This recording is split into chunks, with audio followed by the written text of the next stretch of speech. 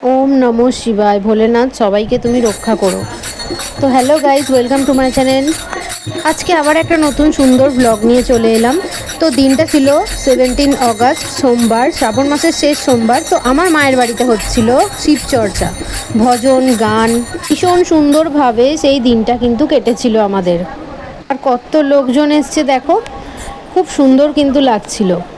সেই দিনটাও ছিল কিন্তু নাগপঞ্চমী, দিনটা ভীষণই ভালো ছিল। এক তো শ্রাবণ মাসের শেষ সোমবার আর নাগপঞ্চমীও ছিল। তো সেই দিনকে মায়ের বাড়িতে হয়েছিল শিবচর্চা, গান, খুব মজা হয়েছিল, সবাই মিলে খুব মজা করলাম। আর শ্রাবণ মাসের শেষ সোমবারে এতটা পরিমাণে বৃষ্টি হচ্ছিল, আমরা তো সবাই ভেবেছিলাম যে হয়তো ক্যান্সেল হয়ে যাবে, কিছুই হবে না। কিন্তু ওই যে কথাতে আছে না, যদি ভগবান যদি চায়, ভোলেনাথ তো চেয়েই ছিল যাতে এই বাড়িতে শিবচর্চাটা হোক। তো তাই জন্য দেখো ঠিক বৃষ্টিটাও কমে গেছিলো আর খুব সুন্দরভাবে কিন্তু শিবচর্চা অনুষ্ঠানটা হয়েছিল। তো এখানে আমার মা কি সুন্দর করে আরতি করছে দেখো।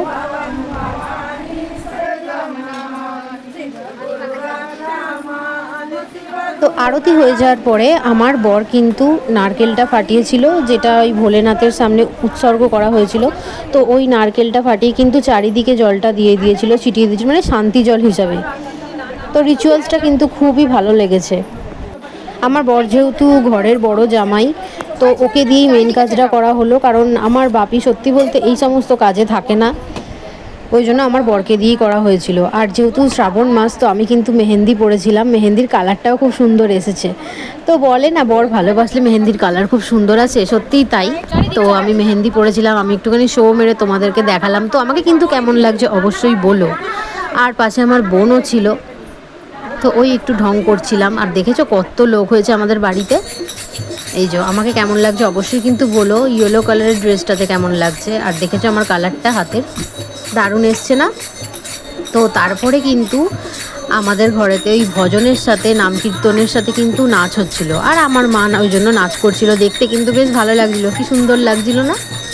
আমার মা কিন্তু একা নাচেনি, পাশের একটা দিদিকে নিয়েও কিন্তু নেচেছিল। তো এই রকমভাবে ভীষণ মজা আনন্দ হচ্ছিল। এত ঝড় বৃষ্টির মধ্যে যে এত সুন্দরভাবে শিবচর্চাটা অনুষ্ঠিত হবে, সত্যিকারেরই আমরা ভাবিনি।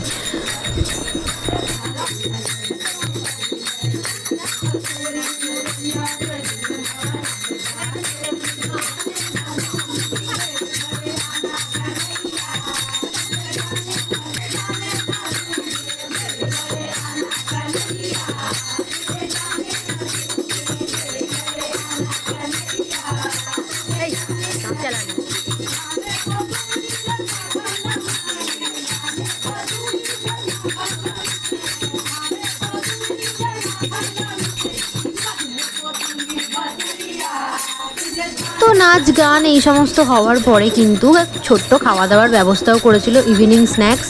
আর তাতে ছিল সিঙ্গারা, মিষ্টি, বিস্কিট, ভুজিয়া, আর তার সাথে কিন্তু চা। আর বাবার প্রসাদ তো ছিলই। তো ভীষণই মজা আনন্দ করে কিন্তু সবটা হলো। কোথা থেকে যে টাইমটা চলে গেল জাস্ট বুঝতে পারলাম না। তো সবাই মিলে কিন্তু খাওয়া দাওয়া করছিল, তোমরা দেখতেই পাচ্ছ। আর খাওয়া দাওয়ার পরে আমরা ভাই বোনেরা মিলে একটুখানি শ্যুট করছিলাম, দেখো একটু নাটক করছিলাম যাকে বলে। ক্লিপটা আর রাখলাম না, যেহেতু ওর মধ্যে গান ছিল, কপিরাইট খেয়ে যাব। তো আমার মাও একটু নাটক করে দিল। আর এটা হচ্ছে একটা ভাই, এও কিন্তু ভীষণ, মানে এর প্রচণ্ড ট্যালেন্ট, সব কিছুই খুব সুন্দর করে অ্যাক্টিং করে দেখায়। তো ও একটু অ্যাক্টিং দেখাচ্ছিল।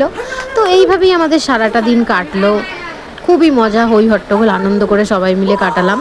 তো তোমাদের এই ছোট্ট ব্লগটা কেমন লাগলো অবশ্যই কিন্তু জানিও। যারা নতুন তারা কিন্তু আমার চ্যানেলটা অবশ্যই সাবস্ক্রাইব করে দিও, আর যারা এখনও সাবস্ক্রাইব করোনি তারাও সাবস্ক্রাইব করে দিও, একটা লাইক করে দিও, কমেন্টস করতে কিন্তু ভুলো না, পারলে শেয়ার করতে পারো।